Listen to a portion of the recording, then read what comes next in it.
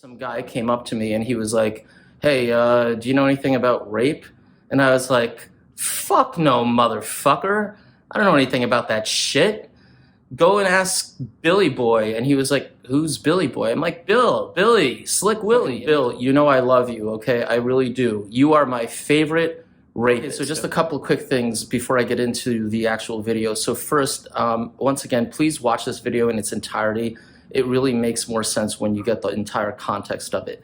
The second thing, and I'll make this as quick as I can, I want to tell you why I'm actually making this video and why I started that playlist, Politics for Young People. It's because I have a love-hate relationship with politics, and that's, politics is kind of like my hobby, and I completely realize that there's a good chance it may not be yours and you may not care all that much. However, it's important that you understand that all politicians are completely full of shit on both sides of the aisle.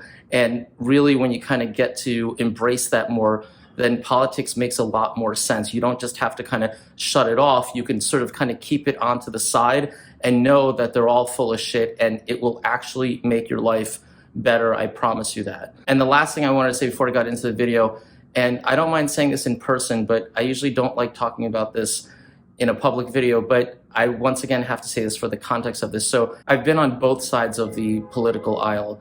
I've been either a conservative Democrat or a moderate Republican. So about 21 years ago, I wrote Bill Clinton a long letter. And this was when he had just recently left office. I was still in college. I was young. I was very idealistic and also naive. And I wrote him this long letter. It had to be maybe 5 or 6 pages.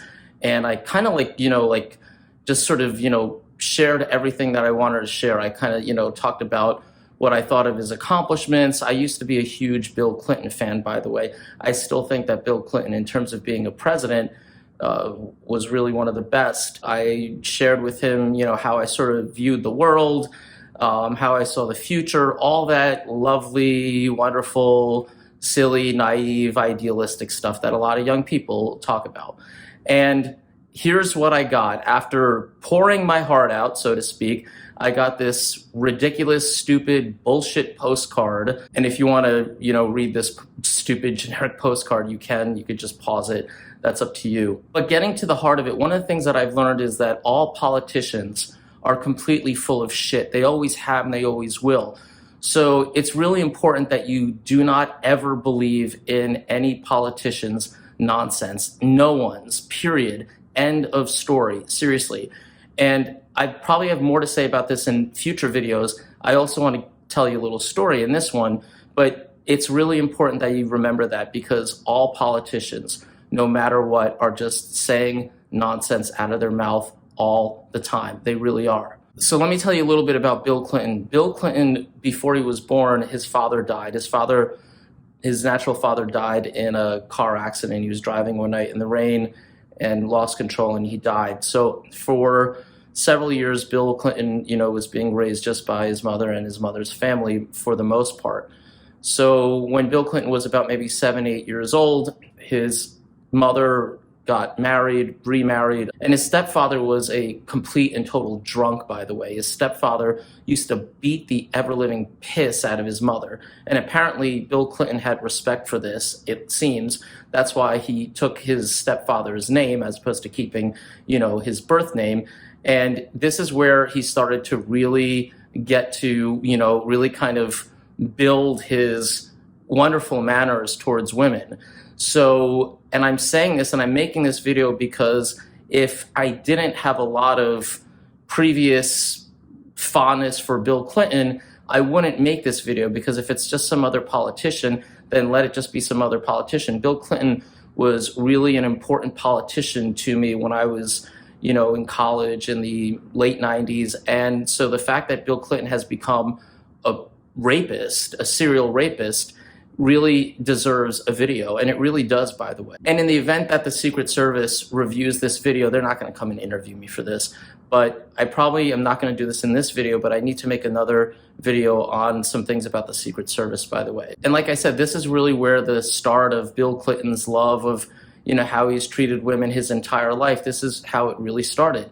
So one of the things that you don't hear about Bill Clinton these days is you don't hear about Bill Clinton. He keeps his mouth relatively shut. And that's difficult for a guy like Bill Clinton, by the way. He's got a huge ego.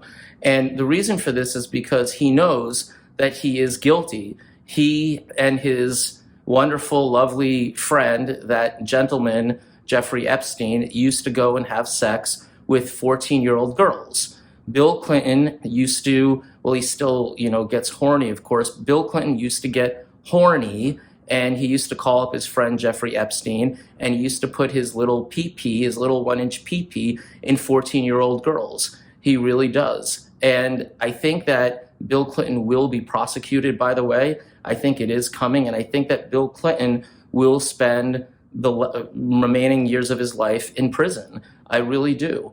And I think that it's justified because Bill Clinton has gotten away with a ton of shit, and he needs to stop being given all of this leeway and all of this grace just because he was president. So it's not called for. And those of you who know me know that there is one thing that I don't tolerate.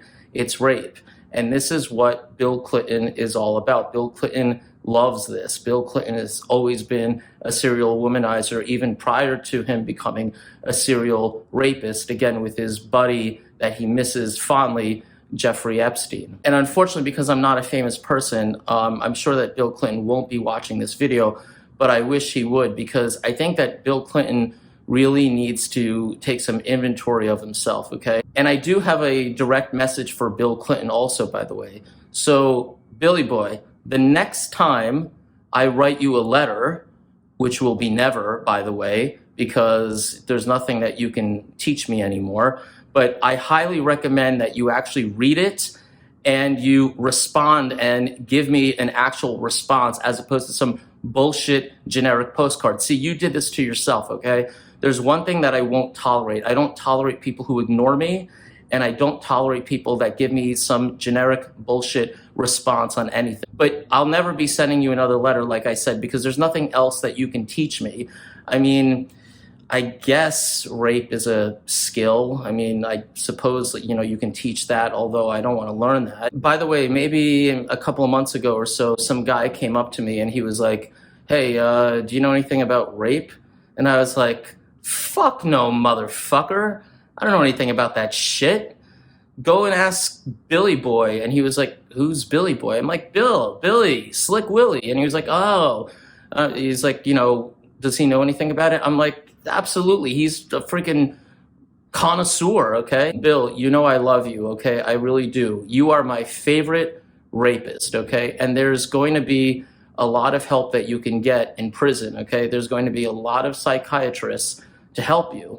And there's something else in prison that there's plenty of, by the way. There's plenty of men, okay? And they all have two things in common. They're angry and horny, okay? So my advice to you is be careful of the way you look at people, and don't drop the soap. So send me your comments and questions, and each week you'll get a chance to win a copy of one of my books. Your choice, either my book on presentation skills or business writing skills.